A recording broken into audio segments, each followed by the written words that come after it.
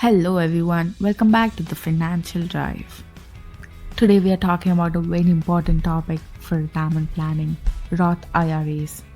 We'll cover everything you need to know about Roth IRAs, including the benefits, disadvantages, and how to set one up. Whether you're a beginner or an experienced investor, this video has strategies for all. So let's dive in. Let's start with the basics. A Roth IRA is an individual retirement account that allows you to save money for retirement with after-tax dollars. This means that you pay your taxes on your contributions upfront, but when you withdraw money in retirement, those are tax-free. Roth IRAs were created by the Taxpayer Relief Act of 1997 and have become increasingly popular over the years. In contrast to a traditional IRA, which is funded with pre-tax dollars, a Roth IRA can provide significant tax benefits in the long run. So, why should you consider a Roth IRA for retirement planning? There are several key benefits. First, tax-free withdrawals. As I mentioned earlier, the biggest benefit of a Roth IRA is that your withdrawals in retirement are tax-free. This can save you a lot of money in taxes in the long run, especially if you expect your tax rate to be higher in retirement. Number 2, no required minimum distributions. With a traditional IRA, you are required to start taking distributions at age 72. However, there's no required minimum distribution with the Roth IRA, which means you can leave your money in the account as long as you want. Flexibility. Another advantage of Roth IRA is that you can withdraw contributions at any time, tax-free and penalty-free. This can provide a source of emergency fund if you need them. However, it's important to remember that you should try to avoid tapping into your retirement savings unless it's absolutely necessary. While there are many benefits to Roth IRA, there are also some potential downsides to consider. Number 1, contribution limits. For 2023, the contribution limit for Roth IRA is $6,500 per year, or $1,000 extra if you are age 50 or older. This may not be enough for some investors who are looking to save aggressively for retirement. Number 2, income limits. Another potential drawback is that there are income limits for contributing to a Roth IRA. For single filers, the phase-out range begins at $140K and ends at $155K. For married couples filing jointly, the phase-out range begins at $208K and ends at $218K.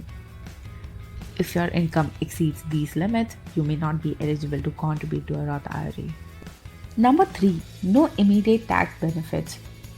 With a traditional IRA, you get an immediate tax deduction for contributions. With a Roth IRA, you don't get that upfront tax benefit.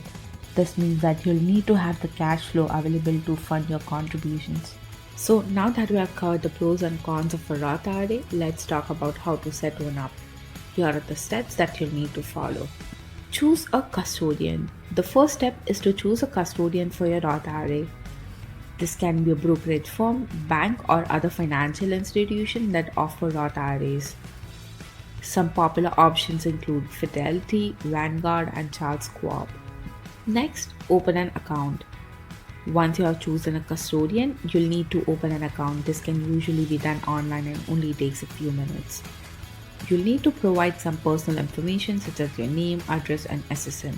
Now, fund your account. Once you have opened your account, you'll need to fund it with cash or securities.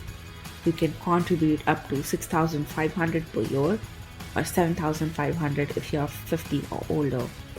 You can contribute anytime during the year or up until the tax filing deadline, which is usually April 15th or 18th for this year. Invest your contributions. Once your account is funded, you'll need to choose how to invest your contributions. Most custodians offer a wide range of investment options, including mutual funds, exchange-traded funds, and individual stocks and bonds. It's important to choose investments that match your risk tolerance and long-term goals. Monitor your account. Finally, it's important to monitor your Roth IRA on a regular basis. Check in at least once a year to make sure your investments are performing well and to adjust your contributions as needed. You can also make changes to your investment strategy over time as your goals and needs change. Let's take an example. Let's say you're a 35-year-old who wants to retire at age 65. You have 10,000 to contribute to Roth IRA and want to invest in a mix of stocks and bonds. You choose Vanguard as your custodian and open an online account.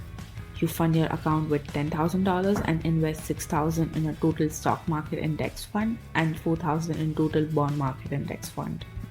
Over the next 30 years, you contribute the same amount each year and adjust your investment strategy as needed. Assuming an average annual rate of return of 7% by the time you retire at age 65, your Roth IRA has grown to $1 million. And since you won't have to pay any taxes on your withdrawals during retirement, you'll be able to keep all that money for yourself. In the example, I took two strategies. Let's see what they are. A total bond market index fund tracks the performance of a broad range of investment-grade bonds, while a total stock market index fund tracks the performance of a broad range of stocks across the entire market. They provide investors with exposure to the entire bond and stock markets respectively, helping to diversify portfolios and reduce risk. They are typically low-cost and tax-efficient investment options for long-term investors. I'll create a new video explaining both of them in detail. In conclusion, a Roth IRA can be a powerful tool for retirement planning. By contributing after-tax dollars and enjoying tax-free withdrawals in retirement, you can potentially save a lot of money in taxes over the long run.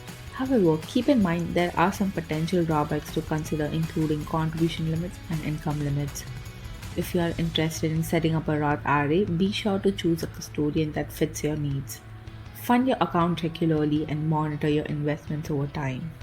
So that's it for the video. Thank you for watching and be sure to subscribe to our channel for more financial education content.